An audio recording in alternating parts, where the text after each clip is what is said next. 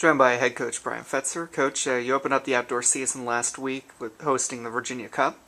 You mentioned after the meet that you thought it was the best in the last 2 years performance in terms of competing to win instead of competing for times. What did you mean by that? Well, sometimes track and field, you get so caught up in this numbers game, and we forget that there's other people around us.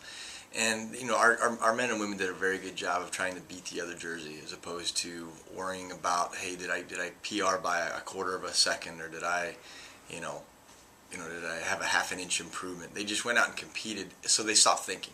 And as an athlete, when you can not think and just perform, you're going to do significantly better. It doesn't matter what sport it is. So that was kind of what I was referring to as far as that comment.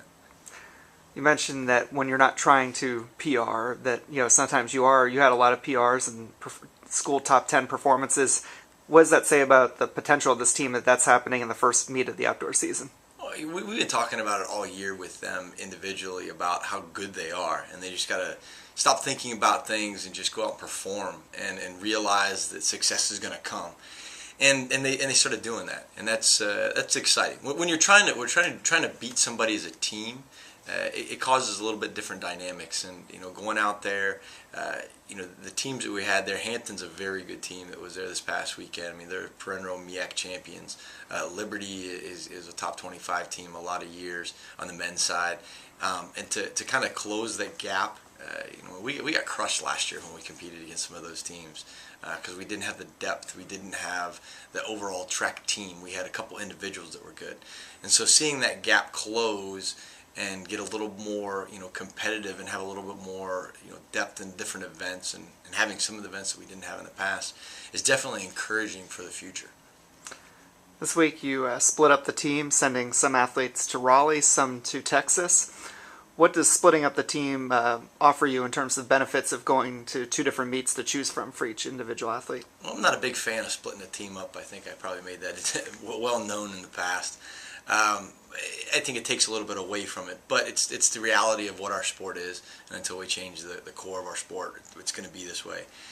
But what's going on is really it's an opportunity. Raleigh's an opportunity for our 10,000 meter runners, for guys to open up in the 10,000. We have several guys running in 10,000. Zach Harriet, Adam Bissakay, Thomas Porter, Jack St. Marie. Running the 10,000 meters, and it's going to be their only opportunity before the ACC championship to do that. And then our women are primarily, a lot of them are running the 5,000 meters, and it's going to be their opportunity before the ACC championships to put in a time. Cleo Boyd, Maria Hager, and Sarah Faulkner, they're all opening up in the 5K. So the Raleigh meet is primarily for our distance runners. We do have a lot of our field eventers going there. But it's primarily, it's a great distance meet, and it always has been. Texas is a little bit more for the relays. You got to have competition to run fast in relays, and Texas will provide the ultimate competition in both the men and the women's side of things. And then we're also, it's an opportunity to give Dallas Rose, one of our captains, a homecoming to head back to her home state of Texas for her final season at Virginia. Abby Caron's going and throwing a javelin. The javelin field's incredible.